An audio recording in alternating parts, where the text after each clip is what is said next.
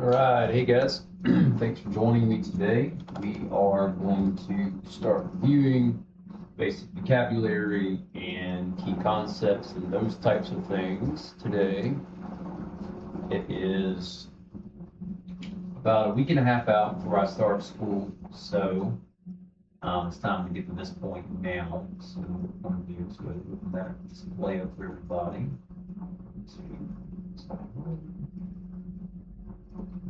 Affect anybody? Let's see.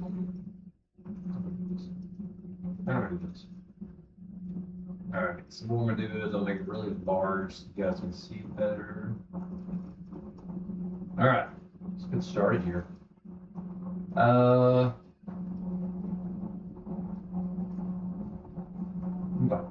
let's start off. Here's our definitions. I made a Google Sheets with the vocabulary, key concepts, and I've broken the school down into 9 sections so I can study for it. I have it on the Google Sheets page. If you're interested in that, let me know. I can send you the link to that. All right, notice it says high, medium, and low. I have it kind of parsed out to where the things that are like high priorities, a high, medium priority, low priority, right? Just to let me know, like, hey, these are super, you got to do these, and these are just something else that, you know, you might need to be aware of. All right, let's start off with auctioneer. All right, so what is an auctioneer? Auctioneer will be the person that is conducting the auction. So it says, a licensed professional who conducts auctions and sells property by competitive bidding on behalf of an owner. Okay, makes sense. Let's see, the concept behind that is in most situations, the auctioneer is the seller's agent, not a mutual referee. You must follow state rules plus the written agreement that you have between the person you're selling for and the state and yourself. Okay? Good question to ask is, who, in a typical auction, who is the auctioneer working for legally? Legally, you are bound by contract to work with the family that you're selling for and with the state. So I will be a licensed auctioneer, so that's where I would go. So my Google Sheets page here, I got it set for that, confident in this. It kind of lets me know, hey, I feel good about this, or I don't feel good about this other ones, right? So I can kind of keep track of what I'm doing and what I'm studying. All right, let's go back to the first. So the seller is the principal. Okay, and the buyer is the bidder. So the person you are selling for is the principal, and the person buying is the bidder. That makes sense, right? All right. I can use those. Oops, sorry. All right, let's get back looking here. So, principal, the owner of the property being sold, person, company who authorizes the auctioneer to sell. Okay, makes sense. The bidder. The person who makes bids and may become the purchaser if they win. Okay, pretty self-explanatory. All right. Principle behind it. The seller is the principal in agency law. The auctioneer's authority comes from the seller via a contract or consignment agreement. Okay. So they're called principal because it comes back to agency law definitions. All right. Auctioneer's authority comes from seller via contract. Okay. Makes sense. Buyers must be treated honestly and fairly, but they are usually not your client. Legally, your legal duty generally returns to the seller. Okay. Self-explanatory. All right, who is the principal in an auction agency relationship? It is the owner. Are buyers the auctioneer's legal client in the stand to sell? No. All right, we talk about these. So I just kind of did this to kind of make it easier for me to hop back and like, hey, you know, get confused on this or I'm not confused on that, so I don't waste time on things that, you know, pretty much know. All right, start with line 50. Is agency. A legal relationship where one party agent is authorized to act for another. And the another you're acting for is the principal. Okay, so you're the agent as the auctioneer, and the person that owns your thing is the principal. Yeah. This is the backbone of many of the test questions. Auctioneer equals agent, seller equals principal. Your authority and duties flow from this. Okay. What does agency mean in an auction context? All right, let's take a look at that. Agency. A legal relationship where one party is authorized to act for another. So the agency is just your legal authority to act on behalf of the seller. Okay. Fiduciary duty. A heightened legal duty requiring loyalty, honesty, good faith, reasonable care, and disclosure to the principal being the owner. Exams test the idea that you must protect the seller's interest while being truthful. This will drive me crazy now. I'll put this out later. While being truthful and not misleading vendors. What does fiduciary duty require an auctioneer to do? It requires you to be truthful and honest and do your best for your principal or the person that you're selling for. Okay. We're pretty good with these two. Let's see, it's not those. All right, let's go back. Consignment agreement. The written contract between seller and auctioneer that authorizes the auction and sets the rules. Okay, so the consignment agreement is the contract between the seller and the auctioneer, the principal and the agent.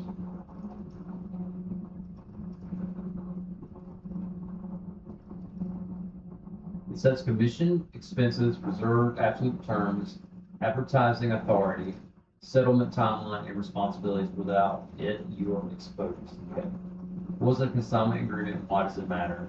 Consignment agreement is just an agreement between the seller and you, the auctioneer, so the principal and the agent. It matters because it protects the agent or the auctioneer, protects you from liability. It sets like expectations. All right, so think about that.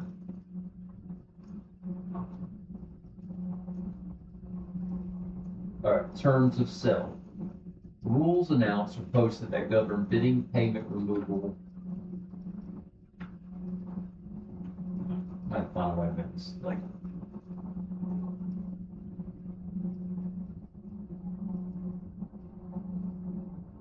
All right, sorry, I'm lost. Terms of sale. The rules announced or posted that govern bidding, payment, removal, premiums, taxes, and disputes. The terms of sale are the rules announced or posted that govern bidding, payment, removal, premiums, taxes. All right, so that makes sense, right? So if you're having a sale, you set the terms of how everything's going to work during the sale. All right, terms of sale, that sounds easy. Terms must be clear before bidding. Okay, they'll always be before everyone understands what's happening. They control the transaction and are often tested.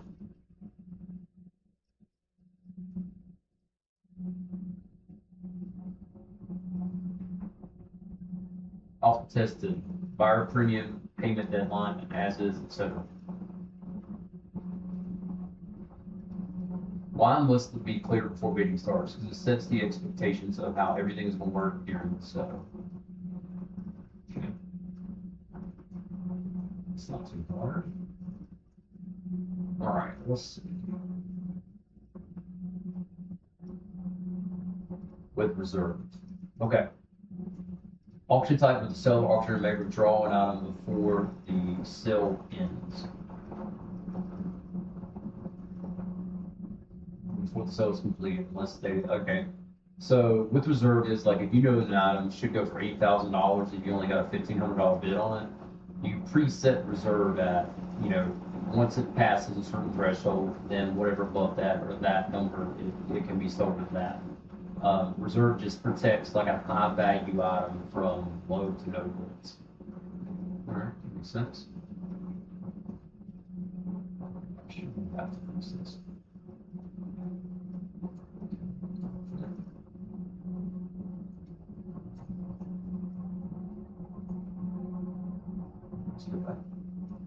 So we looked at reserve. Without reserve is an absolute auction, meaning starts at $1, wherever it ends up, it just is sold that number.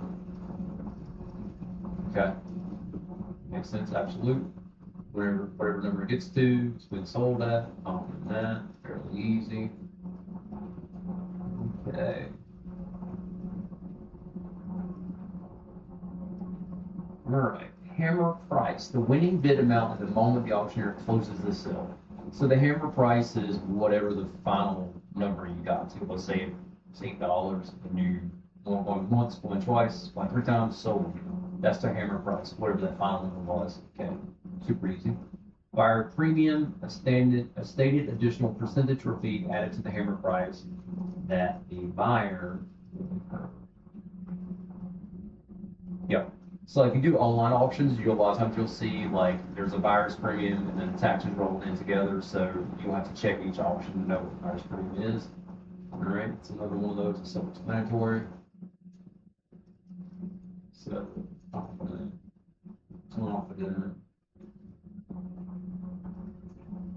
All right, settlement statement.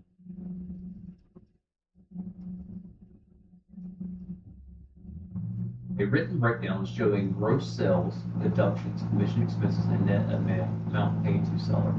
Okay, so the settlement statement is once the sale was finished, each item has got what they sold for, what the commission, and what the taxes are on top of that, and to be presented to the seller. Okay, that makes sense.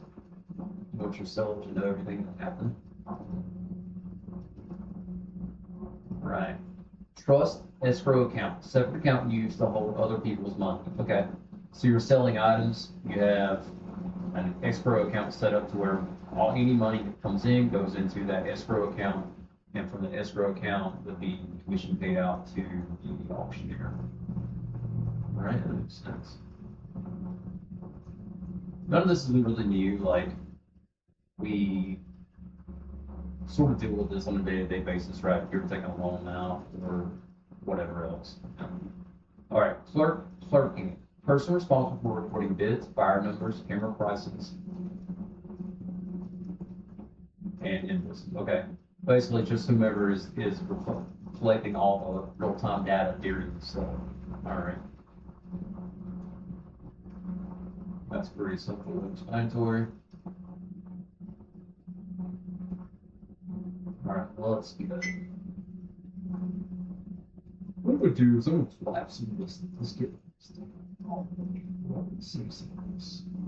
It's not as wide.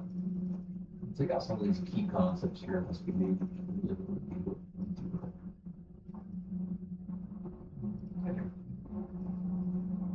All right, where do we get to? So clerking, ringman, assistant who spots bids, communicates with bidders, and maintains auction price. So we call a ringman here. When I was doing auctions growing up, it was called I was called a bid man. So basically, I helped spot the bids. I called them out loudly so that the auctioneer was aware that a bid came in. I would communicate with the bidders, like, you want to go in? I just kept looking at them, waiting for that bid to come in. And then I will take their number at the end of it. All right, bid increment, amount by which bids increase during an auction. Okay, that makes sense. Opening bid, first acceptable bid that starts the auction. So a lot of times, let's say the item's worth $10. You'll start off and say, all right, opening bid is $2. Or if it's $100, then you started off at $50, right? So that opening bid is just wherever that first bid is at. You can set that as the auctioneer, I assume, unless you have a reserve on it. Vendor bid placed on behalf of the seller where legally allowed. So if the seller wants to bid on something that they own, that's what that is, vendor bid. Bid placed on behalf of the seller. Okay, so the seller might have a buyer that wants to buy their stuff back. So I'm gonna guess they're looking that into like farm auctions and stuff, where like family wants to buy a piece of property from their own auction, that kind of stuff. Okay, makes sense? No sale pass. Item fails to be reserved or acceptable price to bring the sale. Okay. Explanatory. Knockdown. Moment auctioneer accepts the final bid and closes sale. Okay, hammer fall or knockdown is just that moment when it ends, that item. Okay. Lot. Single item or group item sold as union. Makes sense? Reserve price. Minimum price seller agrees to accept. Yep. So it's just whatever minimum number that the seller agrees. Catalog lot description, written listing describing items, condition, and terms. Okay. Catalog of the items. Got it. As is, whereas item is sold without guarantee. Self-explanatory. Buyer registration. Process of assigning bidder numbers and collecting the buyer info. Okay. We've all dealt with that a million times, right? When we auction stuff. Auction platform, physical or online environment where bidding occurs. Okay. Simulcast auction, live and online bidders participating simultaneously. So simulcast meaning in person or online. Fairly simple. Internet lag, bid delay. Delay between online bid and live recognition. Okay, well that's a true thing. So like if you're on a farm somewhere, maybe you're using Starlink, whatever, and ping is not great, there might be a little bit of time lag in between. So that would just be a bid delay or internet lag. Commission percentage or fee paid to the auctioneer. That's what we love right there. Commission, the commission. Expenses, cost deducted from sales such as advertising or setup. Okay. Net proceeds, amount seller receives after fees and adjustments. Okay, so the net proceeds is how much the seller receives after all the adjustments and the fees are applied, like your commission. Title transfer, legal transfer of ownership after a sale. Okay. Defaulting bidder, buyer who fails to pay or complete a purchase. Yellow. Buyer premium, additional percentage added to hammer price paid by buyer. You see that it's pretty common online. So the item will sell for $100. If there's a 13% premium, it'd be an extra $13 for $113 for the item. And you add in your state taxes or whatever fees applied to it, and then you add that onto it. Hammer price. Okay. Some of these are repeats. I'm cleaning some of this up. So we'll just review it again. Final accepting bid, amount for fees and taxes. Yep. Settlement statement. Document showing sales fees. So whatever you settle with the seller, that's your statement. Escrow trust account. Account you settle funds temporarily during settlement. Yep. So you hold it in escrow while the settlement is being conducted. Representation for auctioneer typically represents the seller as an agent. Okay. As an auctioneer, you're the agent and the principal who is the seller. Okay. Terms and conditions, written rules governing auction processes and settlement. Okay. Truthful advertising, requirement that listings and ads be accurate. Yep. Dispute resolution, auctioneer authority to resolve bidding conflicts, procedure for. Okay. Dispute resolution, auctioneer authority to resolve bidding conflicts. Okay, you're just resolving a dispute. Got it. Loadout process, procedure for listing items after payment. So loadout is you receive payment, then you bid loadout. Record, archiving, storing, contracts, clerking sheets, and settlement records. Okay. So all these are pretty self-explanatory. If you're watching online, I feel the same way. I'm just going to shift all this to confident. None of that seemed out of the ordinary for me. If you do anything with auctions now, online, in person, you're super familiar with all of these terms. You gotta run a small business, whatever, you're familiar with escrow accounts. If you've done real estate, you're familiar with all the same concepts of principals versus the agent, seller agencies, buyer agency, all those things. No discrimination, depending on race, color, creed, that kind of stuff.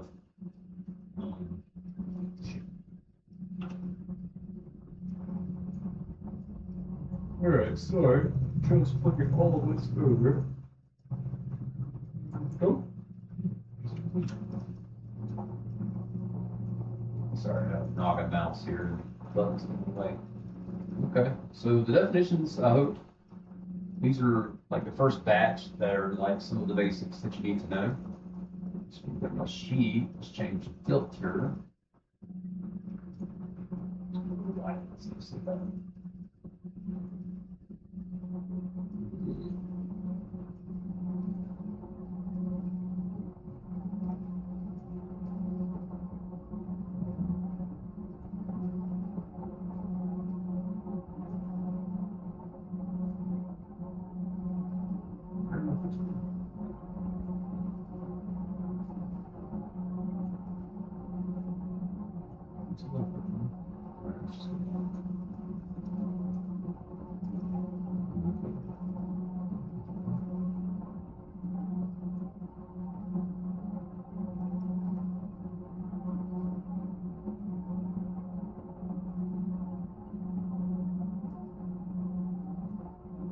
All right, I have a little bit of tech difficulties here. really not good with cheat sheet. I have a lot of stuff I can't figure out the back. Should be right.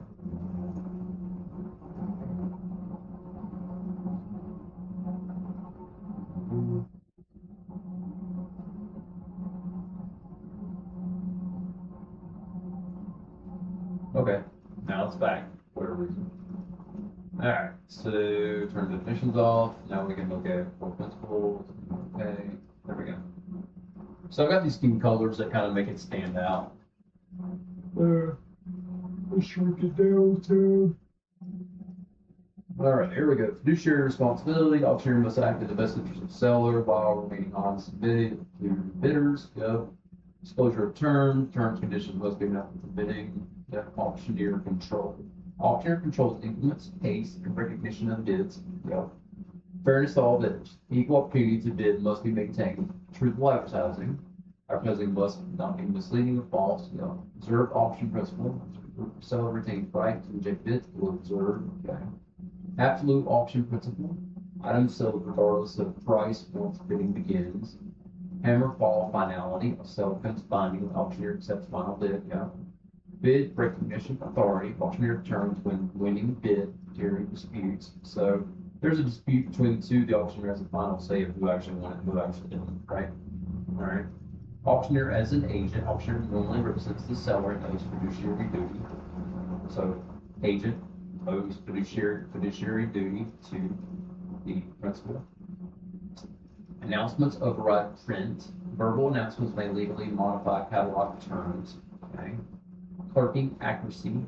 Reporting bidder numbers and prices accurately prevents disputes. Yep. Settlement transparency. Settlement must receive clear accounting of proceeds and fees. Of course, we would never want to conduct an auction and not have super accurate and inclusive information with the settlement. Sorry. Buyer premium disclosure. Added buyer's fees must be disclosed before bidding. Yep, always. You got to live a lot listed. You got to have your premium listed. As is, where is, sells. Items sold without warranty require clear disclosure. So you disclose that no matter what condition, it's an as is, where is. Bidder responsibility. Bidder is responsible for understanding terms. Yeah. Maintaining order. Auctioneer must control crowd and prevent confusion. Yeah. Ethical conduct. Professional behavior protects life and status. Okay. Record keeping requirements. Contracts and records must be retained for legal compliance. Okay. Trust account handling. Client funds must be handled separately from personal funds in an escrow account. 1 second. My dog needs to come inside.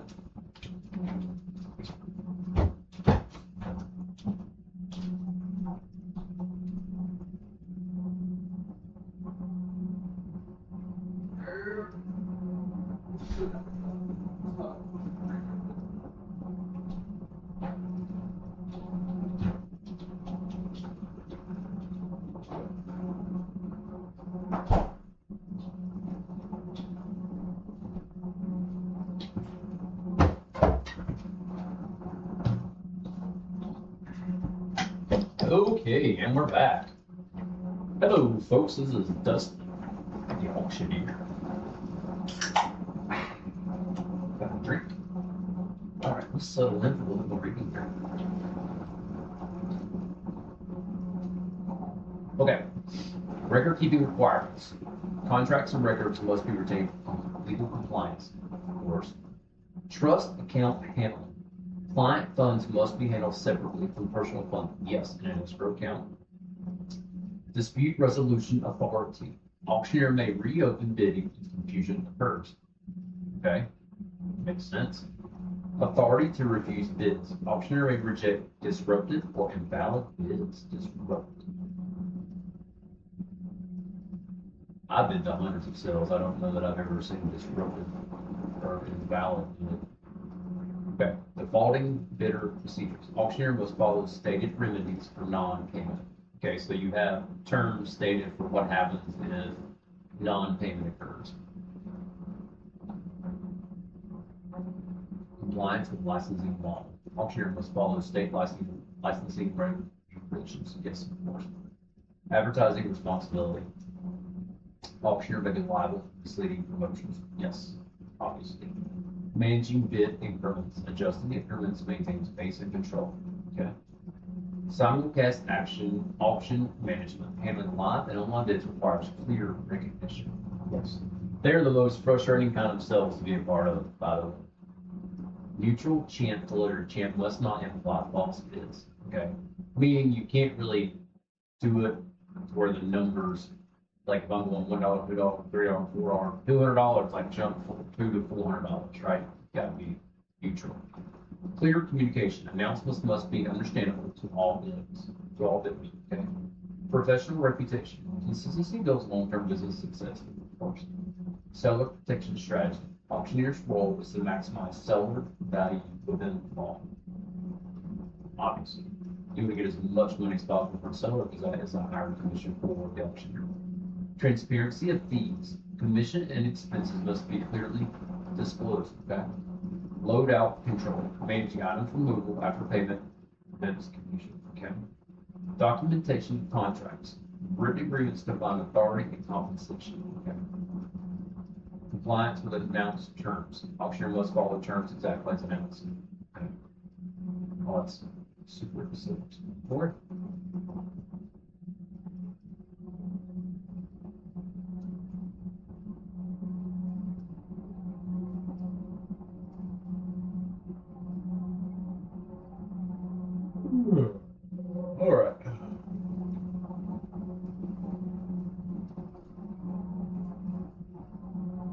Let's go back to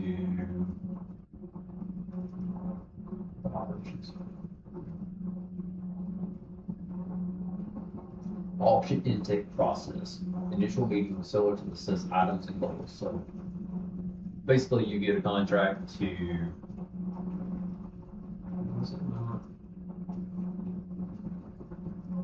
sorry, that suddenly got all weird there. Okay, auction intake process. Initial meeting with seller to assess items and goals. Okay, so you get an auction, you got a contract signed, and you go to where it's at, and you review all their items and see what you do an assessment. Item cataloging, creating accurate descriptions and lot numbers. Okay. Photography and listing, preparing items, visually advertising timeline, scheduling promotions before auction day. Okay. Bidder registration, assigning numbers and verifying identity. Okay.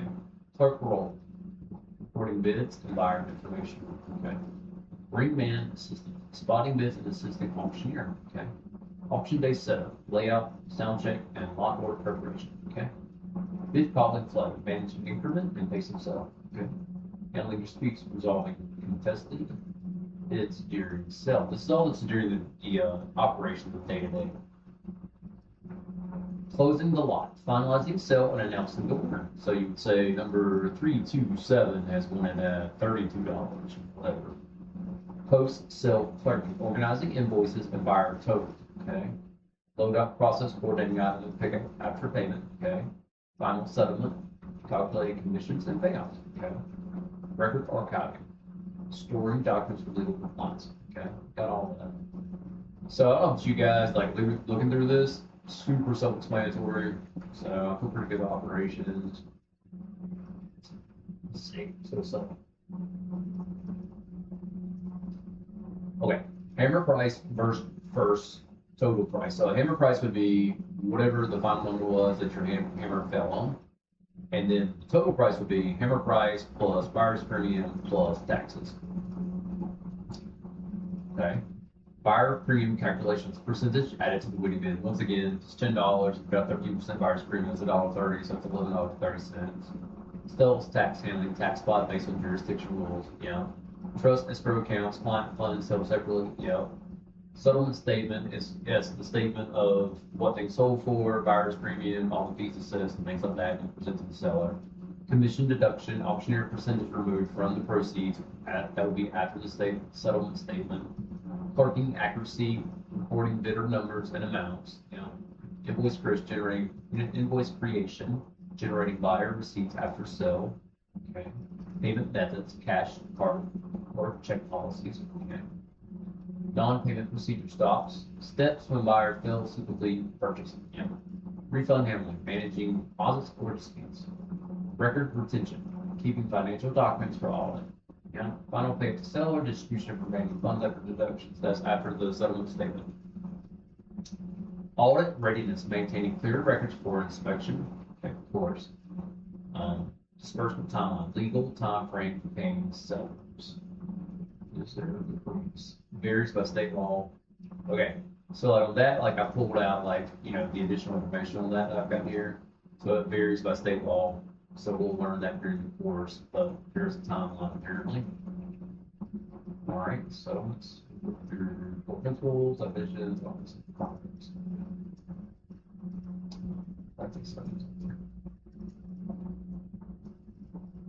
All right, contracts. Agency relationship. Auctioneer acts as an agent for the seller, or AKA principal. All right, that makes sense. Consignment agreement, written agreement outlining terms of the sale. Reserve is absolute. Reserved is the number that you, the seller, agree on. Absolute is what they sell at. It doesn't matter what the price is. Condition structure. It's a percentage or a flat fee paid to the auctioneer. Agreed to with the principal. Advertising authorization. Seller allows auctioneer to revoke items. Okay. Liability clauses protects auctioneer from misrepresentation. Yeah. Okay, seller warranty, this is kind of interesting. The seller guarantees ownership or condition. So that's just a warranty from the seller that if you buy it, payment terms defined when the seller receives proceeds. Yeah. Expense responsibility clarifies who pays marketing instead of costs. Okay, that would be on your, when you sit down and set up that first contract, you would break down how all this stuff goes. Buyer premium disclosure must be stated in the contract and advertising. Withdrawal conditions, defines when the seller may remove items. Okay. Termination clause explains how agreement can end. Okay, so you build in a clause to terminate the contract with the principal and the agent, depending on whatever condition that you got to set on, maybe like time frame or kid coming into, the frame that's disputing stuff, who knows? You set all this stuff. Okay. Settlement timelines specifies time frame for payout. Okay. Auctioneer authority gives auctioneer control over the process. Okay. Non-payment handling defines procedure to fire the rest of that. I feel good about all of these guys. Most of these things. We're going to run through everything I got. So I'm adding more to this as we go. School starts this Saturday online, so I've started this. You kind of see my sheet here. I've got it all broken down in like the simple stuff that you need to know.